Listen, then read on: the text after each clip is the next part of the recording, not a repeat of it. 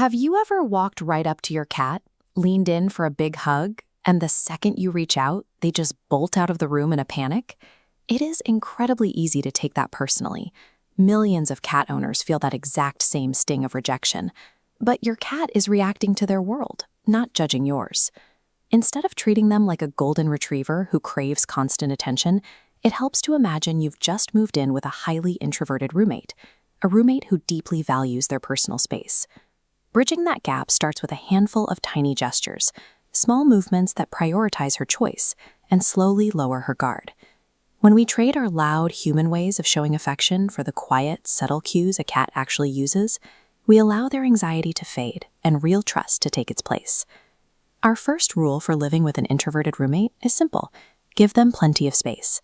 Direct, focused attention easily makes them feel crowded. One of the best gestures you can make is to simply share a room without trying to touch them. By sitting nearby and quietly reading a book, you tell your cat they can safely relax in your presence. While you are in that shared space, try to move slowly and predictably. Quick, sudden movements trigger a cat's survival instincts, so keeping your pace steady keeps their stress levels low. You can even take this a step further by actively ignoring your cat on purpose. When you look away and go about your business, you remove all the social pressure from the room. That lack of pressure makes your cat curious enough to walk over and investigate you on their own. Stepping back creates the baseline of trust. By providing that buffer, you're setting a new standard of safety where she can finally breathe easy. Once you've established that safe zone, the next challenge is figuring out how to greet your cat without breaking that feeling of security. This is where the slow blink comes in. When you look at your cat and close your eyes very slowly, you are offering a feline smile. It is a direct signal in their language that you are a friend. When you do speak to them, use a soft, higher-pitched tone. Saying their name gently helps reinforce that quiet, comfortable atmosphere. It also helps to manage your own mood. Cats are highly sensitive, emotional mirrors. If you carry tension around the house, they will absorb it. But if you stay relaxed, they will reflect that calmness right back to you.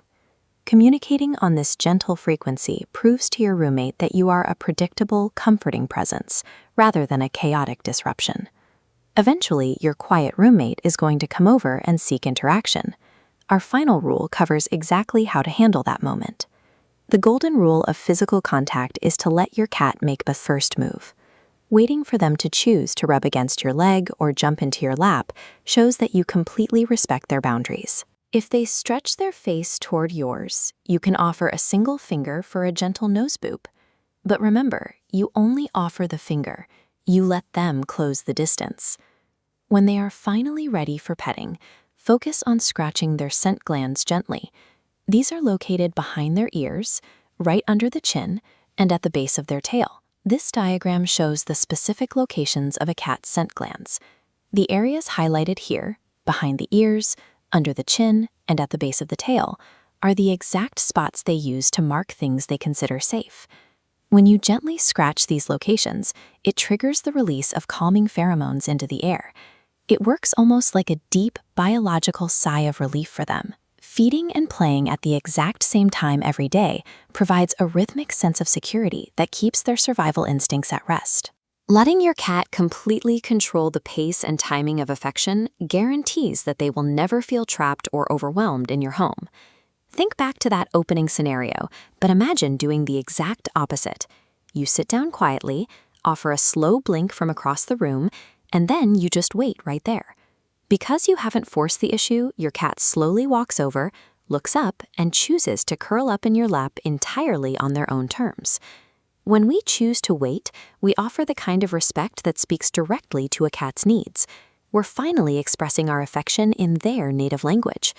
When we adjust our homes and our habits to respect a cat's nature like this, the impact is measurable. Research from the AAFP shows that prioritizing a cat's choice and routine can lower their physical stress levels by over 60%.